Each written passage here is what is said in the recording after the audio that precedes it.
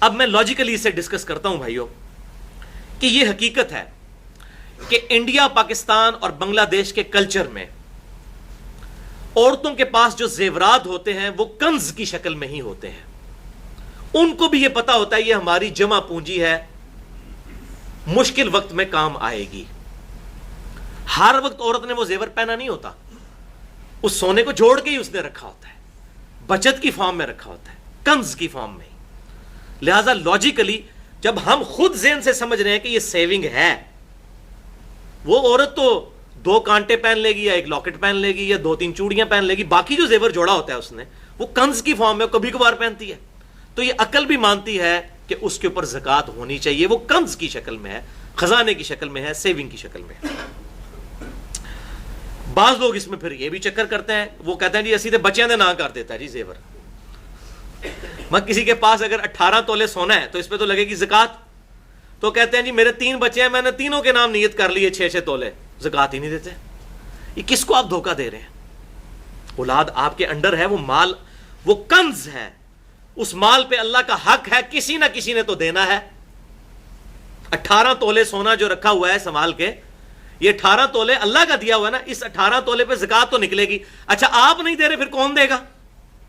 بچے بھی نہیں دے رہے، وہ نہیں دے رہے، وہ کہہ رہے ہیں 6 تولے ہیں نا، 6 کیا ہوا تینوں کے نام، 7.5 تولے کی تھریش ہولڈ پوائنٹ تو کراس نہیں ہوا. وہ یہ پھر بہانہ بناتے ہیں. تو یہ بالکل ہیلا بازی ہیں. اس طریقے سے مال کسی کے حوالے کرنے سے، صرف نام لے لینے سے، بچوں کے، چھوٹے بچوں کے نام کر لینے سے زکوٰۃ سے جان نہیں چھڑائی جا سکتی. اور پھر آپ فقہ حنفی میں اگر جائیں تو فتاوی عالمگیریہ میں تو پتہ نہیں کیا کیا فتوے لکھے ہوئے ہیں، اس میں تو لکھا ہوا ہے اس سے بھی آگے ایک درجے. انہوں نے کہا کہ اگر کسی بیوی کے پاس اتنا زیور ہے کہ اس پہ زکوٰۃ لگتی ہے تو سال گزرنے سے 1 دن پہلے وہ اپنے خامند کو وہ گفٹ کر دے. تو چونکہ 1 دن کم ہے اب اس پہ زکوٰۃ نہیں لگے گی. جب خامند پہ سال گزرنے لگے تو وہ بھی سال گزرنے سے 1 دن پہلے بیوی کو واپس گفٹ کر دے. اس طریقے سے ایک دوسرے کو اگر گفٹ کرتے رہیں، یہ لٹرلی لکھا ہوا ہے فتاوی عالمگیریہ کے اندر. جو اورنگزیب عالمگیر صاحب نے اسلام کی خدمت کروائی تھی، یہ خدمت کروائی انہوں نے. اب یہ ہیلا بازیاں یہی علماء یہود نے کیا تھا اصحاب سبت نے مچھلیوں کے شکار کے بارے میں. قرآن میں آیا، اللہ تعالیٰ نے فرمایا کونوا قردۃ خاسئین، ہم نے کہا پھٹکارے ہوئے بندر بن جاؤ تم. یہ ہیلے بازیاں، یہ تو حضور صلی اللہ علیہ وسلم کی دعائیں ہیں جن کا حصہ میں آج پہنچ رہا ہے کہ ہماری شکلیں نہیں بگڑ رہی. ادروائز یہ بڑے بڑے بزرگوں کی شکلیں بگڑی ہوئی ہوتی جن کو ہم بزرگ سمجھ رہے ہیں، جنہوں نے اسلام کے ساتھ بیڑا غرق کیا ہے. میں ان کو کہتا ہوں علماء کرائم، مجرم علماء، علماء کرام نہیں، علماء کرائم، مجرم علماء جنہوں نے دین کے ساتھ یہ ظلم ڈھایا. بہرحال اس حوالے سے میرے نزدیک آپٹیمل سولوشن یہ ہے زیورات کی زکوٰۃ کے حوالے سے، ایک حدیث کی روشنی میں جو بخاری اور مسلم کی متفق علیہ حدیث ہے. بخاری میں 1464، مسلم میں 2273 کہ آپ صلی اللہ علیہ وسلم نے فرمایا کہ مسلمان کے گھوڑے جو سواری کی شکل میں ہے یا اس کا غلام، اس پہ زکوٰۃ نہیں ہے، جو اس کی استعمال کی ضرورت اصلیہ کی چیزیں ہیں. آج کل کے دور میں گاڑی ہے اگر کسی، اس پہ زکوٰۃ نہیں ہے. اس پہ بھی اجماع ہے کہ ضروریات اصلیہ کی جو چیزیں ہیں ان پر زکوٰۃ نہیں. وہ آگے پوائنٹ آ بھی جائے گا. تو یہ اب اجتہادی مسئلہ ہے اور اس پہ کئی علماء کی رائے بھی ہے، خصوصاً وہ لوگ جو بالکل زیورات کی زکوٰۃ نہیں دیتے ان کو قائل کرنے کے لیے یہ بات بڑی افیکٹو ہے اجتہاداً کہ جو زیور عورت عموماً استعمال کرتی ہے ہر وقت، 2 کانٹے پہنتی ہے، 1-2 چوڑیاں پہنی ہوئی ہیں اس نے، یا 1 لاکٹ ہے، جو اس کے عموماً استعمال میں ہے، اگر اس پہ کوئی زکوٰۃ نہیں دیتا اس پہ فتویٰ نہیں لا سکتا. کیونکہ وہ جو روایت میں نے بتائی نا 2 کنگن والی، اس پہ امت کا بڑا سخت اختلاف ہے. وہ کھینچتان کے حسن درجے تک روایت ہے، وہ پیٹ روایت نہیں، اس طریقے سے بہت مضبوط جسے کہتے ہیں، بس کھینچتان کے مضبوط ہے. اسی لیے پھر امام شافعی اور امام احمد بن حنبل جو ہیں وہ گولڈ کی زیورات کی زکوٰۃ کے قائل نہیں تھے. اب یہ 2 بہت بڑے ائمہ ہیں اور وجہ یہی بنی کہ وہ ان روایتوں کو اس درجے پہ نہیں مانتے تھے. بہرحال کنز جو ہے، جو میں نے بتایا، آج اگر وہ زندہ ہوتے اور میں اپنا مقدمہ ان کے سامنے رکھتا کہ انڈیا، پاکستان، بنگلہ دیش کے عورتیں جو ہیں یہ زیورات اپنے برے وقت کے لیے سنبھال کے رکھتی ہیں، تو وہ بھی کہتے ہیں ہاں ان زیورات پہ زکوٰۃ بنتی ہے. انہوں نے جن زیورات پہ کہا ہے وہ زیور ہے جو عورت عموماً پہن کے رکھتی ہے. مثلا اب کئی امیر لوگ ہیں انہوں نے 1-1 کروڑ روپے کی گھڑی بھی پہنی ہوئی ہوتی ہے. اب کتنی عجیب بات ہے کہ 1 کروڑ کی گھڑی پہنی ہوئی ہے مرد نے, تو چونکہ ضروریات اصلی کی چیز ہے واقعی اس میں زکوٰۃ کوئی نہیں ہے. تو عورت اگر جو ہے وہ 1 لاکھ روپے کا اگر گولڈ پہن لیتی ہے تو اس پہ آپ زکوٰۃ بتا رہے ہیں. تو اس میں یہ ایک ایکسیپشن دی جا سکتی ہے کہ جو عموماً عورت کے استعمال میں زیور ہے اگر اس کی زکوٰۃ نہیں دیتی, اور جو کنز جوڑا ہوا ہے جو باقی وہ کبھی شادی بیاہ کے موقع پہ پہنتی ہے یا اس نے 30-40 تولے جوڑ کے رکھا ہے, اس پہ تو زکوٰۃ دینی چاہیے. جہاں تک میرا یہ نہ سمجھے کہ میں کوئی اپنا معاملہ سیدھا کروں, الحمدللہ میں تو سارے کے اوپر زکوٰۃ دیتا ہوں جتنی بھی میری وائف کا زیور ہے الحمدللہ, چاہے وہ پہنتی ہے یا نہیں پہنتی, احتیاط اسی کے اندر ہے. اچھا, اب یہاں پر عموماً عورتیں یہ بھی کہتی ہیں کہ جی دیکھیں جی ہماری تو کوئی کمائی نہیں, ہم تو نوکری نہیں کرتی, ہم زکوٰۃ کہاں سے دیں. یہ بھی آپ نے سنا ہوگا, کئی عورتیں ہیں خاوند کہتے ہیں جی وہ تو یہ اور ہماری بیوی کے نام ہے. تو قرآن میں تو ہے قوا انفسکم واہلیکم نارا, اپنے آپ کو اپنے گھر والوں کو دوزخ کی آگ سے بچاؤ. یہ کیسی آپ کی بیوی ہے جسے آپ دوزخ میں جھونکنا چاہتے ہیں؟ وہ کہتے ہیں ہماری بیوی کماتی تو کوئی نہیں ہے تو ہم زکوٰۃ کہاں سے دے. تو بھائی اس سونے کو توڑوا کے دے. اصل میں تو سونے میں سے سونا ہی زکوٰۃ دینی ہوتی ہے. آپ سن چکے 20 دینار پہ آدھا دینار.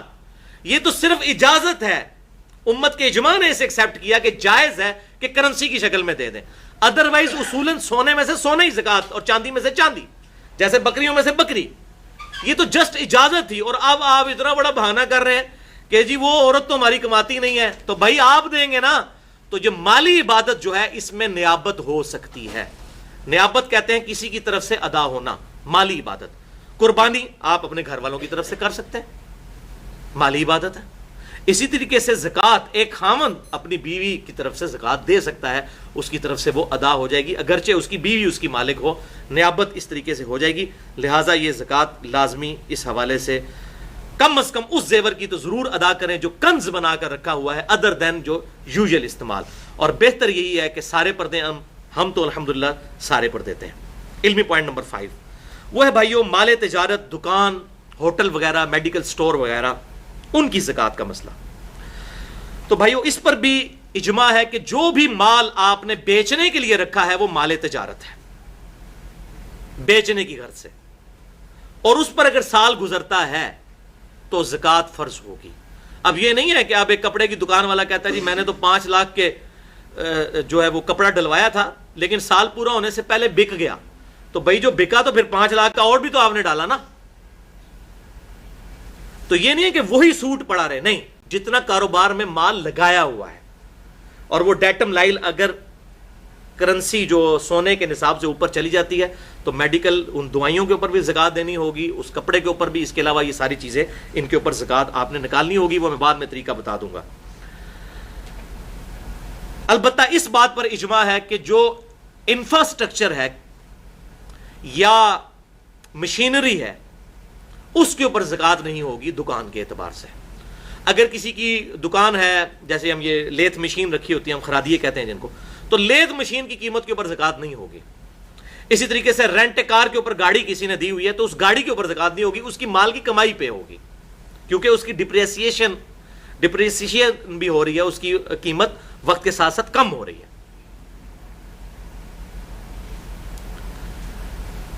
البتہ جو اس کے اندر مال پڑا ہے اس کی آپ زکوٰۃ دیں گے. ایک بندے کے پاس ہوٹل ہے, ہوٹل کے آپ جتنے وہاں پر صوفے رکھے ہوئے ہیں یا کرسیاں رکھی ہیں ان کے اوپر کوئی زکوٰۃ نہیں ہے, برتنوں کے اوپر کوئی زکوٰۃ نہیں ہے. ہاں وہاں پر جو راشن رکھا ہوا ہے اس کے اوپر زکوٰۃ ہوگی, اگر وہ نہیں پہنچتا تو نہیں زکوٰۃ ہے. یا ہوٹل کی کمائی اگر جڑ جاتی ہے سال میں, وہ کراس کر جاتی ہے, ظاہر کرے گی, جو بڑے ہوٹل ہیں ان کی تو کروڑوں میں کمائی ہوتی ہے, تو اس کے اوپر زکوٰۃ دینی ہوگی. ذاتی مکان جو ہے ظاہر ہے اس کے اوپر زکوٰۃ نہیں بنے گی. کسی کے مکان ایک سے زیادہ کرائے پہ دیے ہوئے ہیں تو ان کرائے کے مکانوں کے اوپر بھی زکوٰۃ نہیں ہوگی, بلکہ ان کے کرائے کے اوپر زکوٰۃ ہوگی, وہ بھی اگر جڑ جائے. اگر اس کرائے کو آپ خرچ کر کے اس سے اپنے گزر بسر کر رہے ہیں پھر آپ اس پہ بھی زکوٰۃ نہیں دیں گے. اور اس کی لاجک بھی ہے کہ اس کی وجہ سے کئی لوگوں کا فائدہ ہو رہا ہے, اس لیے شریعت نے اس میں اجازت دی ہے.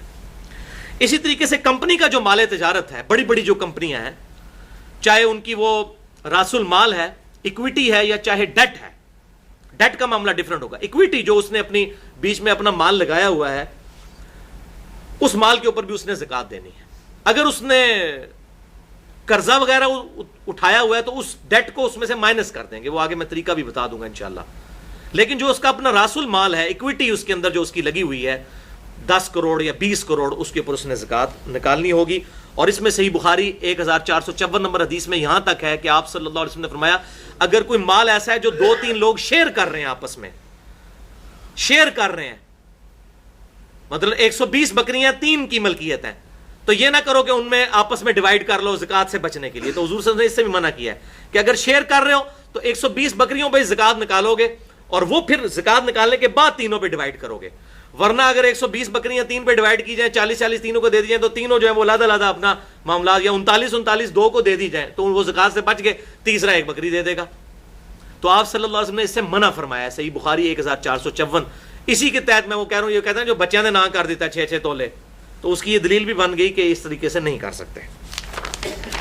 علمی پوائنٹ نمبر 6 وہ ہے بھائیو کمرشل پلاٹ سے ریلیٹڈ. جو پلاٹس آپ نے بیچنے کی غرض سے خریدے ہوئے ہیں یا اپنی جمع پونجی زیور کی شکل میں, سونے کی شکل میں نہیں بلکہ پلاٹس کی شکل میں رکھی ہوئی ہے. آج کل تو ماشاءاللہ پاکستان میں پراپرٹی کا کام بڑے عروج پہ ہے, خصوصاً ہمارے اسلام آباد میں تو پلاٹ آپ لیں 40 لاکھ روپے کا پلاٹ لیتے ہیں تو تقریباً 4 مہینے کے بعد وہ 60 لاکھ کا اور پھر 1 کروڑ کو بھی تجاوز کر جاتا ہے. اس طریقے سے مصنوعی طریقے سے اس کی قیمتیں بڑھتی جاتی ہیں. تو یہ کمرشل پلاٹس جو ہیں ان کے اوپر زکوٰۃ دینی ہوگی, کیونکہ یہ آپ نے بیچنے کی غرض سے لیا ہوا ہے, یہ مال تجارت میں ہے, آپ کا کنز ہے, آپ کی جمع پونجی ہے. ورنہ تو اگر میرے پاس 40 تولے سونا ہے تو میں زکوٰۃ سے بچنے کے لیے وہ بیچ کے ایک پلاٹ لے لوں, میں کہوں جی اس پلاٹ میں گندم وغیرہ تو اگاتا نہیں ہوں, لہٰذا میرے پہ عشر کوئی نہیں, زکوٰۃ ہی کوئی نہیں. وہ زرعی زمین کے لیے ہے, اس پہ نہیں ہے. لیکن جو کمرشل پلاٹس ہیں جو آپ نے بیچنے کی غرض سے لیے ہوئے ہیں, سوائے اس پلاٹ کے جس پہ آپ نے اپنا ذاتی مکان بنانا ہے, ذاتی مکان چونکہ ضروریات اصلیہ ہے اس پہ زکوٰۃ نہیں ہوگی. باقی جو پلاٹس آپ نے اپنی جمع پونجی رکھی ہوئی ہے اس کے اوپر آپ نے زکوٰۃ نکالنی ہوگی, اور وہ بھی ہر سال آپ کیلکولیٹ کریں گے اس کی قیمت فروخت کے اعتبار سے. ایویں زبانی کلامی قیمت نہیں. ویسے وہ کہتے ہیں جی جناب تہاڈا پلاٹ جناب 1.5 کروڑ کا ہو گیا ہے, بیچنے جائیں تو 1 کروڑ 10 لاکھ بھی مشکل سے ملتا ہے. تو بالکل جب بیچنے والی جو قیمت ہے نا اس کے اوپر 1.5 کروڑ کے اوپر زکوٰۃ نہیں دیں گے. پھر اگر 1 کروڑ کا بک رہا ہے تو 1 کروڑ کے اوپر زکوٰۃ دینی ہوگی. اس میں یہ آسانی ہو سکتی ہے کہ جب آپ پلاٹ بیچ لیں اس کے بعد 2-3 سال آپ نے جتنے پلاٹ رکھا ہے اتنے سال کی زکوٰۃ بعد میں بھی نکالی جا سکتی ہے, اگر کوئی شخص اتنی رقم نہیں رکھتا. اس میں ایک اجازت موجود ہے. علمی پوائنٹ نمبر 7 وہ ہے قرض کی زکوٰۃ کا مسئلہ. آپ نے کسی کو قرض دیا, مالک تو آپ ہی ہیں بھائی. اب وہ کہتے ہیں جی میں نے تو اس کو دیا ہوا ہے. بھائی وہ تو پہلے ہی مقروض ہے, اس کے کھاتے میں کیوں زکوٰۃ ڈال رہے ہیں؟ زکوٰۃ تو آپ نے دینی ہے. ہاں ایک طریقے سے آپ زکوٰۃ سے بچ سکتے ہیں کہ آپ اس کو قرض معاف کرتے ہیں, پھر آپ کو زکوٰۃ نہیں دینی پڑے گی, پھر اس کو دینی پڑے گی. تو یا تو یہ ہمت کریں. وہ کہتے ہیں جی وہ قرض دیا ہوا ہے جی وہ تو اس بندے نے, نہیں بھائی مالک آپ ہیں, آپ زکوٰۃ دیں گے, وہ کیسے زکوٰۃ دے گا؟ وہ تو پہلے ہی مقروض ہے, وہ تو نکالے گا اپنے میں سے, آپ نے زکوٰۃ دینی ہے. اچھا اسی طریقے سے اگر کسی نے ایسے بندے کو قرض دیا کہ جس سے اس کو ملنے کی امید ہی نہیں تھی, تو اس نے کہا یہ تو تقریباً میں نے ڈبو ہی دیا مال. ایسی بھی صورتحال ہو سکتی ہے, اکثر ایسے ہی ہوتا ہے, اور اس کے ذہن میں کہ ایسے ہی ہوگا, تو پھر وہ انتظار کرے, اگر جب مال ملے اس وقت پھر وہ زکوٰۃ دے دے, اس کو یہ آسانی ہے اس معاملے میں. ادروائز وہ زکوٰۃ نہ دے, کیونکہ وہ تو اب پہلے ہی طے کر چکا ہے کہ یہ مال مجھے تو واپس کوئی نہیں ملنا. تو پھر وہ زکوٰۃ بے شک اس کی ادا نہ کرے, لیکن جب اس کو مل جائے پھر اس وقت ادا کرے, پچھلے سالوں کی بھی نکال کے. اسی طریقے سے اگر کسی کا مال ایسا ڈوب گیا ہے کہ اسے 100% یقین ہے کہ یہ مال نہیں ملے گا, پھر اچانک 4-5 سال کے بعد اس کو مل جاتا ہے, تو پھر وہ بس 1 سال اس 1 سال کی زکوٰۃ نکال لے, کیونکہ اچانک اس کے پاس وہ مال ایڈ ہوا ہے, تو وہ تو ڈوبا ہوا مال تھا, بالکل ختم وہ اپنی طرف سے کر چکا ہوا تھا. تو اب جس طرح باقی مال میں کوئی مال ایڈ ہوتا ہے تو اسی سال کی زکوٰۃ نکالی جاتی, پرانے سالوں کی نہیں. تو اس 1 سال کی نکالے, اس کے بعد وہ اس زکوٰۃ کو شروع کر دے. علمی پوائنٹ نمبر 8 وہ ہے بھائیو جی پی ایف, گورنمنٹ کا provident fund, government provident fund G P F, اس پہ زکوٰۃ کا مسئلہ. یہ آج کل ہمارے آفس میں بھی بڑی بحث چل رہی تھی کہ سرکاری ملازم کی تنخواہ سے ہر مہینے گورنمنٹ کچھ پیسے نکالتی ہے, اور پھر کچھ پیسے اپنی طرف سے کنٹریبیوٹ کر کے وہ جمع کرتی رہتی ہے, حتیٰ کہ ریٹائرمنٹ کے وقت اسے وہ پیسہ دے دیا جاتا ہے. تو کہتے ہیں جی اس کی زکوٰۃ دیکھیں جی وہ ہمارے اختیار میں ہی نہیں ہے, وہ تو گورنمنٹ نے اپنے پاس رکھا ہوا ہے. اچھا پھر گورنمنٹ کیا زکوٰۃ دے رہی ہے اس کی؟ نہیں دے رہی، وہ ایسے اکاؤنٹ میں رکھا ہوتا ہے جس میں سے زکات ہی نہیں کٹتی، نہ گورنمنٹ دے رہی ہے نہ آپ دے رہے ہیں، تو پھر زکات کون دے گا اس کی؟ وہ کہتے ہیں جی گورنمنٹ کی پوچھ ہوگی. تو میں نے کہا پھر ٹھیک ہے، گورنمنٹ کو کاٹنے دیں پھر زکات. اب تو یہ قانون آ گیا کہ جی پی ایف پہ بھی زکات کٹے گی. بلکہ ہمارے آفس میں تو انہوں نے پھر ایفیڈیوٹ باقاعدہ بھروائے ہیں کہ ہم نے یہ بھر کے دیا ہے کہ ہمارے جی پی ایف فنڈ کا جو اکاؤنٹ ہے اس میں سے زکات نہ کاٹی جائے، ہم زکات اپنی خود دیں گے، ادروائز گورنمنٹ نے کاٹ لینی ہے. تو مجھے وہ بندہ پوچھ رہا تھا کہ جی یہ تو گورنمنٹ کے ذمہ ہے. پھر میں نے کہا ایفیڈیوٹ نہ بھر کے دینا، گورنمنٹ کے ذمہ ہے، گورنمنٹ انشاءاللہ روزانہ ہر سال جو ہے کاٹ لیا کرے گی، پھر زکات تمہارے ذمہ تو نہیں رہے گی. وہ ایفیڈیوٹ بھی بھر کے دے دیتے ہیں اور پھر کہتے ہیں جی گورنمنٹ کی ملکیت ہے، آپ کی ملکیت ہے. ہاں اس میں یہ آسانی ہو سکتی ہے اگر آپ نہیں دے سک رہے، جب بعد میں مل جائے اس وقت پچھلے سارے سالوں کی دیں، لیکن عافیت اس میں ہے کہ ساتھ ساتھ اس کی زکات دیتے جائیں. یہاں پر ایک اور مسئلہ میں جی پی ایف کے حوالے سے سرکاری ملازموں کے لیے بتا دوں کہ جی پی ایف میں سود بھی لگتا ہے، اور کئی آفیسز میں اس چیز کی اجازت موجود ہے، خود ہمارے آفس میں بھی، کہ آپ یہ لکھ کے دے دیں کہ میرا جو اکاؤنٹ ہے جی پی ایف کا وہ انٹرسٹ فری کر دیا جائے، کہ میرے اکاؤنٹ پہ سود نہ لگے. تو پھر سود کے بغیر آپ کو ریٹائرمنٹ کے وقت رقم ملے گی، لیکن وہ بہت کم ہوتی ہے، وہ پھر آپ کو اللہ سے ہی لینی پڑے گی قیامت والے دن انشاءاللہ. مثلا میں اگر ابھی اسی پوسٹ سے ریٹائر ہوں تو مجھے تقریباً 1.5 کروڑ روپیہ ملتا ہے اگر سود کے ساتھ، کیونکہ وہ کمپاؤنڈ انٹرسٹ لگتا ہے اس کے اوپر. جو جی پی ایف ہوتا ہے نا اس پہ بہت زیادہ ریٹ ہوتا ہے. عام اگر 5 یا 8% ہے تو وہ 15 سے 20 یا 25% تک ہوتا ہے.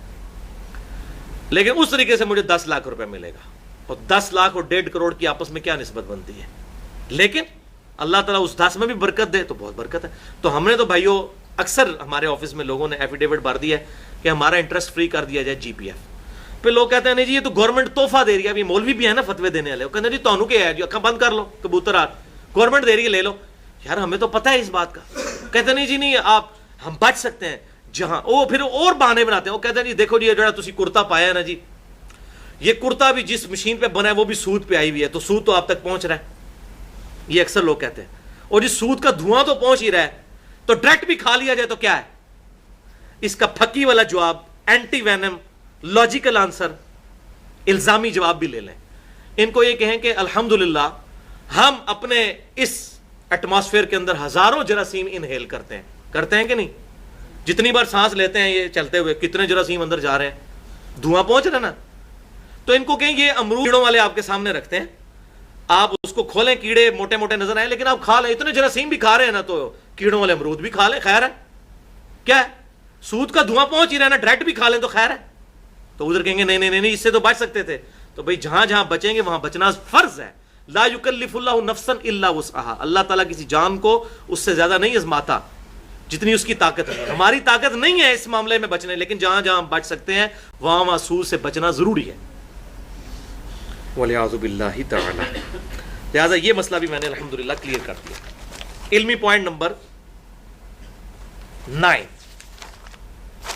اور وہ ہے بھائیو بینک کی کاٹی ہوئی زکوٰۃ کا مسئلہ. یکم رمضان کو پاکستان کے اندر تو ہمارے بینک جو ہیں وہ سیونگ اکاؤنٹ سے زکوٰۃ کاٹ لیتے ہیں. اسی لیے لوگ 1-2 دن پہلے پیسے نکلوا لیتے ہیں اور ٹھیک کرتے ہیں، کیونکہ ہمیں اعتماد نہیں ہوتا اپنی گورنمنٹ پہ کہ زکوٰۃ صحیح جگہ لگے گی. یہ نہیں ہے کہ نہیں لگتی، لگتی بھی ہے نہیں بھی لگتی ہے، مکس ہے معاملہ، ڈیفینیٹ فتویٰ تو نہیں لگا سکتے. تو بینک اگر زکوٰۃ کاٹ لے کسی کے مال میں سے اور وہ اسلامی حکومت ہو، اب اگر آپ وہ آئیڈیل اسلامی حکومت بتاتے ہیں وہ تو خلفائے راشدین کے بعد ختم ہو چکی ہوئی ہے. اسلامی حکومت سے مراد جس طرح اب نارمل اسلامی ملک ہیں، پاکستان ہے، سعودی عرب ہے، ایران ہے، اس طرح کے اسلامی ملک اگر یہ زکوٰۃ کاٹ لیں تو آپ کی زکوٰۃ ادا ہو جائے گی. وہ زکوٰۃ جہاں پر لگاتے ہیں اگر وہ بیچ میں سے کھا جاتے ہیں، ہمیں تو نہیں پتہ، لگاتے بھی ہیں. اب یہ پاکستان کے اندر یہ پچھلی گورنمنٹ نے بے نظیر انکم سپورٹ پروگرام شروع کیا تھا، اس گورنمنٹ نے اس کا نام چینج کر کے اس کو 120 ارب تک لے گئے ہیں. ڈائریکٹ لوگوں کو 1000 روپیہ 2000 روپیہ مہینے کی سپورٹ ہوتی ہے. اچھا ایک پروگرام انہوں نے شروع کیا، اس ذریعے سے لوگوں تک مال بارل پہنچ رہا ہے. اور ہمارے محلے میں بھی ایسے لوگ ہیں جن کو یہ پیسے ملتے ہیں. ہم کیسے کہیں گے زکوٰۃ نہیں لگتی صحیح جگہ پہ جا کے؟ تو ظاہر ہے کہ مال اسی میں سے یہ ریونیو جنریٹ ہوتا ہے. بہرحال اگر ٹوٹی پھوٹی یہ جو ہماری اسلامی حکومتیں ہیں یہ بھی اگر زکوٰۃ کاٹ لیں تو ہو جائے گی، لیکن بہتر یہ ہے کہ آپ اپنی زکوٰۃ خود ادا کریں، اور اس میں ظاہر ہے زیادہ حق قریبی رشتہ داروں کا ہے تو وہ اسی صورت میں ہوگا کہ آپ خود ادا کریں، تو دونوں صورتوں میں اس میں کوئی فتویٰ نہیں لگے گا، جائز ہے دونوں صورتیں۔ علمی پوائنٹ نمبر 10، یہ ذرا کڑوی بات ہے بھائیو، اور وہ ہے ٹیکسز کا مسئلہ، کہ گورنمنٹ ہمارے ٹیکس کاٹتی رہتی ہے، بجلی کے بل کے اوپر بھی ٹیکس، انکم کے اوپر بھی ٹیکس، ایک صابن کی ٹکیا کے اوپر بھی ٹیکس، ٹھیک ہے، ہر چیز کے اوپر گورنمنٹ ہم سے ٹیکس کاٹتی ہے۔ اب ظاہر ہے کہ یہ جو حکومت کا نظام ہے، چاہے وہ فوجیوں کی تنخواہیں ہوں یا یہ سڑکیں بنانا ہو، پل بنانا ہو، اس طریقے سے ویلفیئر کے کام کرنے ہوں، ایئرپورٹس بنانے ہوں، ریلوے اسٹیشن بنانے ہوں، یہ سارا مال ظاہر ہے حکومت ٹیکسز کے ذریعے ہی کرتی ہے۔ اور جو اسلامی حکومت ہے اس میں 3 ہی سورسز ہیں مال کمانے کے، نمبر 1 زکوٰۃ، نمبر 2 جزیہ جو آج تقریباً ناپید ہو چکا ہے، یعنی غیر مسلم رہتے ہوں تو وہ اپنی حفاظت کے لیے مسلمانوں کو سالانہ 4 دینار سونے کے دیں گے جزیہ، اور نمبر 3 مال غنیمت، کہ اگر کبھی کافروں کے ساتھ قتال ہو اور اس میں جو مال آئے۔ یہ 3 سورسز اسلامی حکومت کے، دنیا کا نظام اپنے نظام حکومت چلانے کے لیے، چاہے اس میں امام مسجد کی تنخواہیں ہوں یا فوجیوں کی تنخواہیں ہوں یا سڑکیں بنانا ہو یا نیو بارن جو بیبی ہیں ان کے جو ہے وہ ان کے لیے ویلفیئر اسٹیٹ بنانا ہو، جیسے سیدنا عمر فاروق رضی اللہ تعالیٰ عنہ کے مبارک دور میں تھی، تو یہ سارا سورس جو ہے وہ ان چیزوں سے پورا ہوگا۔ اب یہ اجتہادی مسئلہ ہے کہ ہماری گورنمنٹ بھی جتنے یہ کام ویلفیئر کی کرتی ہے وہ ٹیکسز کے ذریعے کرتی ہے، تو اگر کوئی شخص اپنا ایگزیکٹ ٹیکس کیلکولیٹ کرتا ہے سال کا کہ اتنا ٹیکس گورنمنٹ میرا کاٹ چکی ہے، تو یہی وہ زکوٰۃ تھی جو میں نے گورنمنٹ کو دینی تھی، اس نے رفاع عامہ کے کام کرنے تھے، اور رفاع عامہ کے جو کام ہے اس میں امیر غریب کا فرق نہیں ہوتا۔ اگر گورنمنٹ کوئی کنواں کھدوائے گی نا تو یہ نہیں کہ جو زکوٰۃ کا مستحق ہے وہ صرف اس میں سے پانی پی سکتا ہے، دوسرا بھی پی سکتا ہے، یہ جنرلائز ہوتی ہیں چیزیں۔ تو وہ اگر اپنا ٹیکس مائنس کر دے اس زکوٰۃ میں سے، ٹیکس اس کا کٹا ہوا ہے سپوز 40,000 اور زکوٰۃ اس کی بنتی ہے 1,40,000، تو وہ کہ نہیں میں اب 1 لاکھ دوں گا، 40,000 گورنمنٹ آلریڈی کاٹ کے لگا چکی ہے، تو اجتہاداً اس میں کوئی حرج نہیں ہے۔ ہم ایسا نہیں کرتے، میں یہ خود نہیں کرتا کہ میں اپنے لیے، لیکن میں یہ بتا رہا ہوں کہ اگر کوئی ایسا کرتا ہے تو ہم اس پہ کوئی شرعی فتویٰ نہیں لگا سکتے، اللہ تعالیٰ کی بارگاہ میں انشاءاللہ تعالیٰ اس کی کوئی اس حوالے سے گرفت نہیں ہوگی۔ بہرحال احتیاط اسی سائڈ پہ ہے کہ ٹیکسز کی مد میں جو کٹا ہوا مال ہے اس کو زکوٰۃ کے طور پر نہ ٹریٹ کیا جائے، لیکن اگر کوئی کر لیتا ہے تو اس میں کوئی ایشو نہیں ہوگا، لاجیکلی یہ بات سمجھ میں آنے والی ہے۔ علمی پوائنٹ نمبر 11، کن کن چیزوں پر زکوٰۃ فرض نہیں ہے؟ تو وہی اسٹینڈرڈ حدیث بخاری اور مسلم کی متفق علیہ حدیث، بخاری میں 1464، مسلم میں 2273، کہ مسلمان کے گھوڑے اور غلام کے اوپر زکوٰۃ نہیں ہے، ضروریات اصلیہ کی جو چیزیں ہیں اس پر زکوٰۃ نہیں ہے۔ ضروریات اصلیہ میں کون کون سی چیزیں ہیں جس پہ اجماع ہے امت کا؟ رہائش والا مکان، گاڑی، قیمتی سے قیمتی گھڑی، کمپیوٹر، قیمتی موبائل۔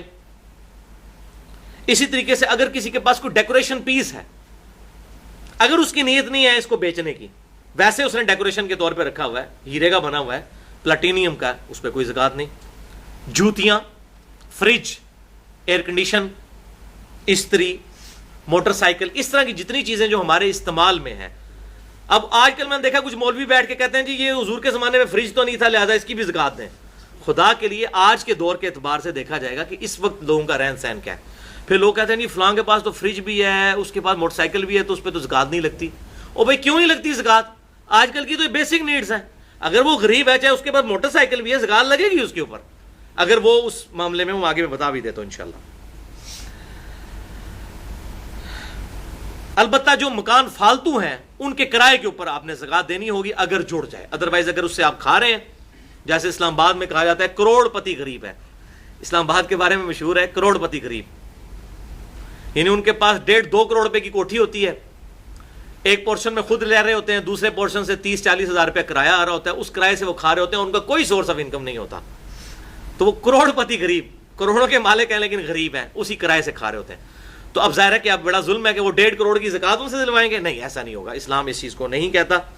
چاہے موویبل ایسٹس ہوں کار کی شکل میں، چاہے فکسڈ ایسٹ ہوں مکان کی شکل میں، ان کے اوپر زکوٰۃ نہیں ہے، ان کی کمائی کے اوپر ہے۔